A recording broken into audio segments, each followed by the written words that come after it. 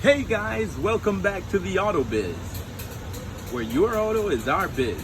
All right, today we've got a GMC Yukon Denali, loud humming sound coming from the front end while accelerating and while moving.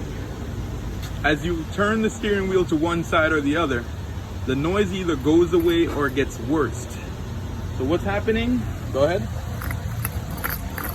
You got a wheel bearing that's coming apart on the inside. You get something like a humming noise. Now when you turn to one side, the noise goes away because you take the weight off of the side of the vehicle where the wheel bearing is making noise.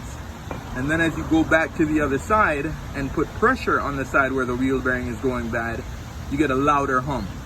What we're doing today is we're gonna go ahead and change both sides just to eliminate the possibility of this happening again, based on the principle of the fact that both bearings have been in the car for the same period of time, doing the exact same amount of work.